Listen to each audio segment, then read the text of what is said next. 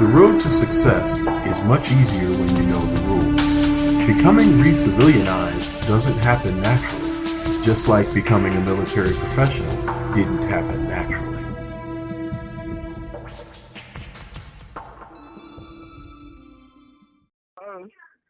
Good evening. I'm returning a call from this number.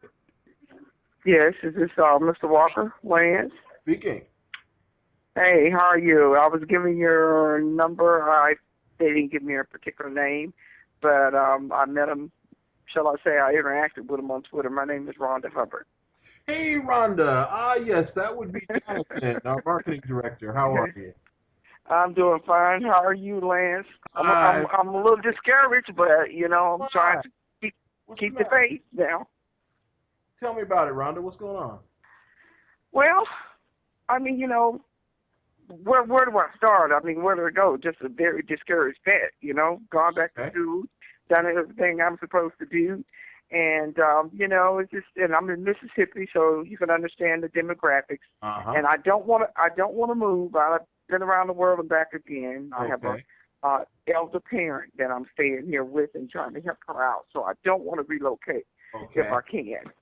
Just trying to find a viable job.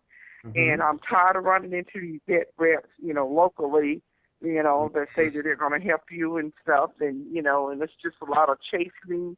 And I'm sitting here with 5 degrees, Lance, and I should be working somewhere maybe for the Pentagon, and I'm jobless. And that's getting to be extremely discouraging, and I feel like I just went to school for nothing, Oh, my goodness. Okay. You sound like our, wow, we got a PhD, E9, that is having a similar situation. I read that. Yeah. I read that on Twitter. Yeah, he's been out for a year and a half and can't even sniff an interview. But Lance, don't you think that's sad? Don't you think that is so sad? Well, for us vets to have to go through this. Absolutely. But, when you learn the things that I've learned in the last 25 plus years being a veteran, it's not surprising at all. But, like I say, we're going to have him working within 30 days. As a matter of fact, his first class starts in 43 minutes. So I'm glad you called when you did, so we at least get a minute to talk with each other. So I'm taking notes as we talk here because Jonathan did have me anticipate your call. I'm seeing you're in Mississippi and you don't want to relocate. You want to stay there because you're taking care of a sick relative. My mom. Okay. All right. She sacrificed for me. I figured, hey, I can make some sacrifices, for her, and surely I can find something in the surrounding areas that, will suit my degrees at least. Okay. What part of Mississippi are you in, Rhonda? Grenada is, I'm in between the capital, Jackson, Mississippi. I'm further north. I'm about an hour and 15 minutes from Memphis, Tennessee. Okay. How far from Jackson? 2 hours from Jackson. Okay. All right. Now, I heard you say you have 5 degrees. I have 2 masters, Lance. Okay. I have a master's in secondary education, and I have a master's in criminal justice. I was teaching part-time, as a part-time adjunct. It took an act of Congress to even get that job. But however, how your classes have to meet and the school have to, anticipate the interests of the potential students and all that good stuff. So my classes had made in 2 semesters, and I am certified in history, but it's just taking all these certification. I'm lacking one test that I have taken 3 or 4 times, and I can't get past this. It's like taking an LSAT. I can't get past this particular exam. Which one is it? It's the PLT, the Principal Leadership and Teaching, since I'm a secondary education major. Okay, all right. I have to take that in order to get my license. I have to have it. Okay. All right. And I've taken it. I've taken that darn thing. This last month was my 4th time, and I missed it by 6 or 7 points. One time I missed it by 1, and it's just I'm like, well, what is it?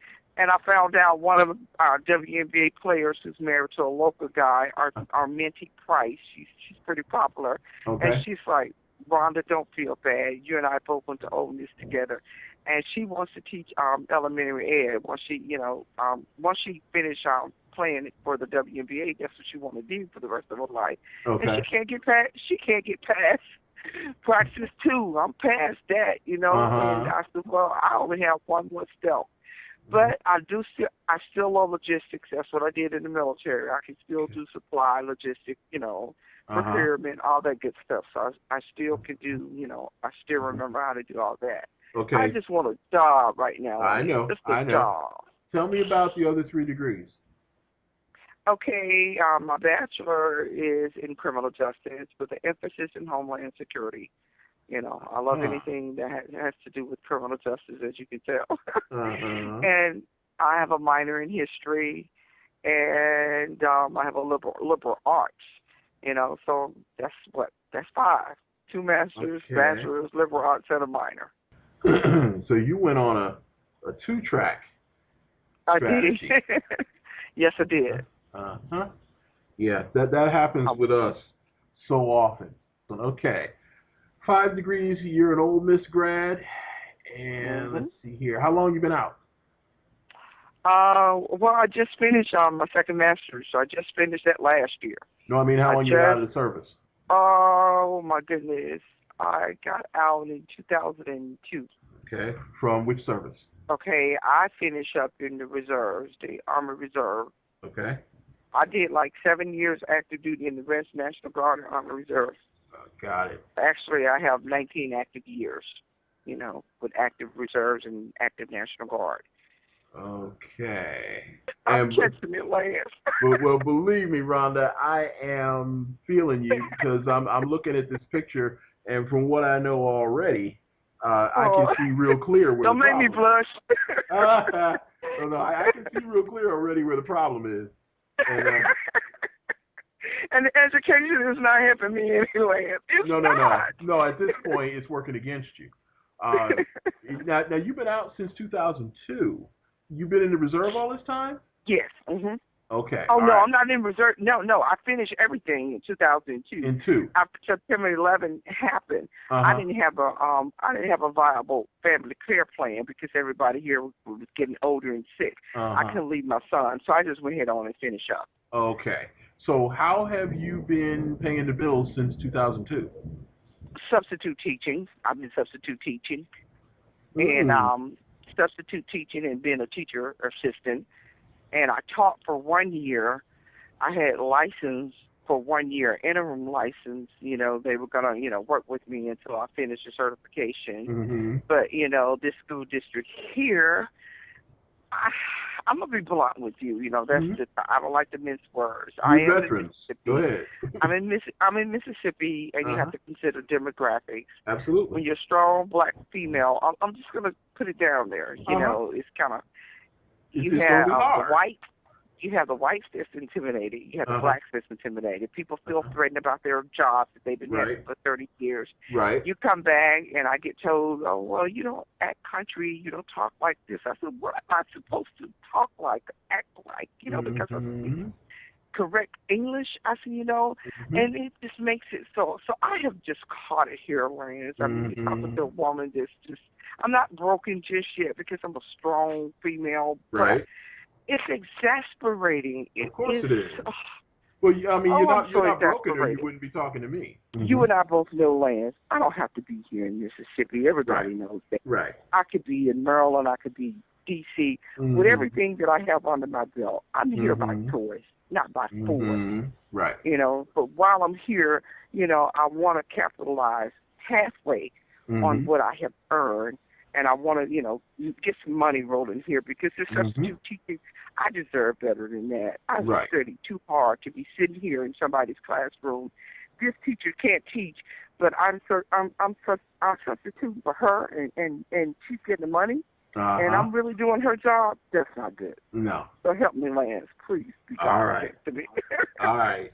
Well, one of the things you're going to find working with me, Rhonda, is because I have been a veteran for the last 27 plus years. I've been through a whole lot of what you're going through.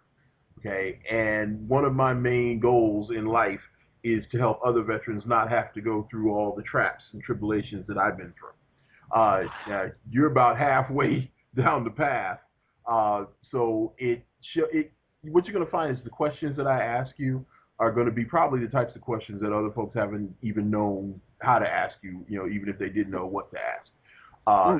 Okay, so that's the first step, is really, getting a connection, and letting you know that I know what you're dealing with.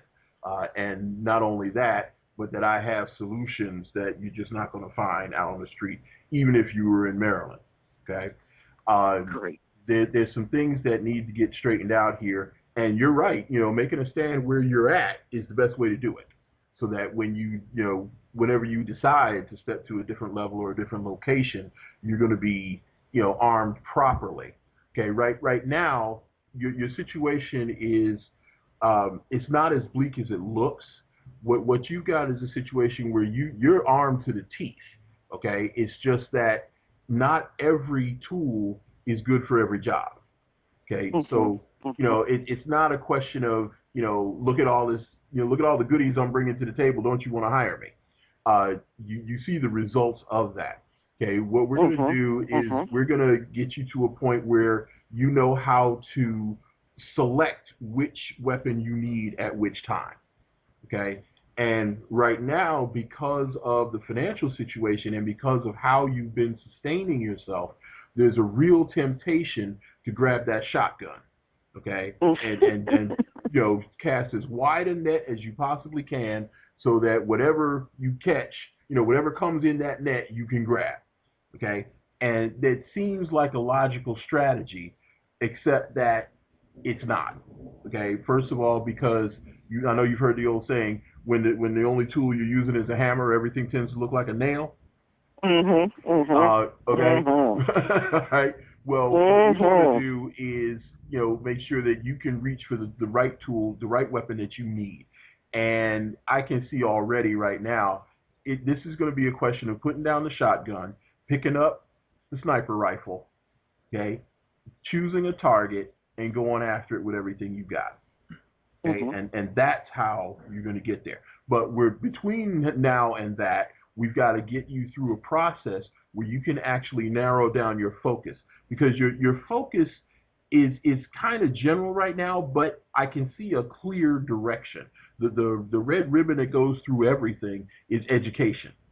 And but you've got this 2-track thing going with the secondary education and the criminal justice, and then you're actually teaching elementary, from what I understand. Is that correct? High school. Okay, so you are teaching secondary. Okay, that's good. That's good. That's much better than I was, worried about. Okay, good. So you do have a track record in the secondary for your secondary education, but you need that one license in order to get the job that could possibly be there for you. Okay. Exactly. All right. Here's what I'm seeing. First of all, whether you get that last certification or not, when you do get it, they're going to come up with another excuse. And the reason why is because you've got that MBA in criminal justice.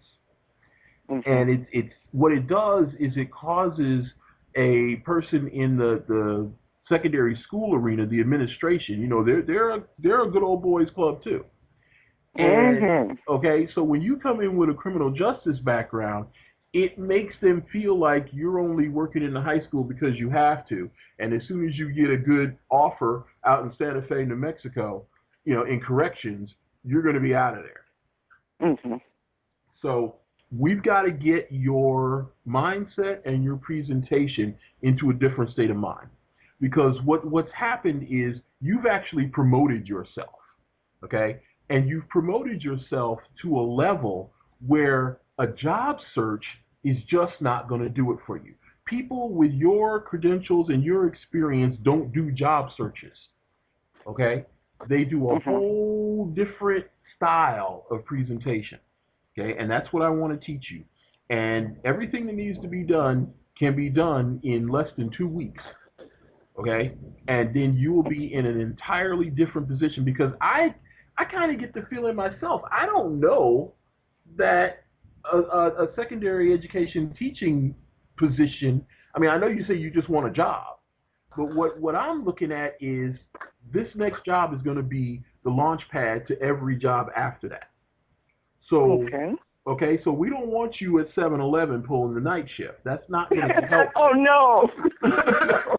Okay, that's not going to do it. All right, we don't just want you in a job. We want you in the right job, okay, that you're going to be able to use as a springboard to the next one after that. So that's where we need to look, is that next one and the one after that, so that we know now, okay, what is it that Rhonda needs in order to be able to get in position for that second and third job down the road, okay? Because what I want you to really kind of absorb from this conversation with the limited time that we have right now is that your abilities and your experience are there for a reason, okay? You're not the type of person to just come to this planet, warm a chair, suck air, pay a few bills, and then die. Exactly. Very ambitious. All right? There are people out there that are waiting for you, okay? There is a flock that you've been sent here to shepherd, okay? And that last certification is being withheld from you for a reason, okay? It's to get you to look at something that you haven't looked at yet. Wow. All right? Wow. Does that make sense? Yes. Okay. Can I share something right quickly? I know, time frame. Consultancy. I tell you what I do know that I have a niche for helping people, especially in my region. I don't know what it is. I'm one of those research type of individuals where people come to, if they don't know how to go about, finding out the information. I'm one of those people. Click, network or whatever. And people tell me all the time, you need to go into education, just consultancy, because a lot of parents come to you because, you just know what directions to put them in, or you will help them. I love doing that. I love when someone comes to me and say, Miss Hubbard, I know your son, I understand he was dyslexic and attention deficit. How did you write DC? What did you do to get him a 504 plan? And what did you do to get him an IEP? And boom, I love that. I love that in someone, because I don't want a parent to go through what I went through with my son and the school system. I was the first Black parent to pull a child out of school in this area, and I homeschooled my son 3rd grade, 6th grade, 9th grade, got him on through, and now he almost finished on with college. I did that on my own by myself. Got it. But I love consultancy. Love it. Okay. Now see, I'm trying to act like I'm surprised to hear all this, but I'm not. Okay. Okay. Because you're definitely on the right track, and that's what the universe is telling you, that it's time. Okay, it's time. So I know plenty already about what we need to do to get you to the next level. Okay, and I'm thinking it's going to be fun. The thought that just kept going into my mind was, you need to be running your own school. Yes. And I'm sure you've heard that before. So yes. Every day. Okay. All right. So thanks to the magic of the internet, we can reach out and work with those that want to work with us. That's what I'm all about. Your track record says to me that you're ready to do a lot of people a lot of good. Okay. Yes. What you're needing right now, and when you're a great student like you are, it's very easy to fall into this trap. Okay. You're busy collecting qualifications. Okay. Whether they're certifications or just life experience, you're gathering qualifications. Well, at a certain point, you're ready to do what you need to do, but what you need to do then is what's called positioning. Okay, and that's what we need to work on. We've got to get you positioned so that people recognize instantly that you're the person they need to be talking to. Here you go, right here. Okay. My hands is up, Blair. That's what I'm talking about. My hand is up. and I'm motivated. All right. Seriously, I don't like to talk the talk. I'm one of those people. I'll listen, but I'm pretty much a motivator, and I'm a go-getter. I would love to walk the walk. So where do we go from here? All right, let me where get do you we go go from here? Once you do your reconnaissance, it's much easier to select a viable strategy. Then you can adapt and improvise to come out ahead. If you are a veteran trying to find your place in the world, or if you would like to sponsor a deserving veteran making the transition, please visit us today at civilianbootcamp.com.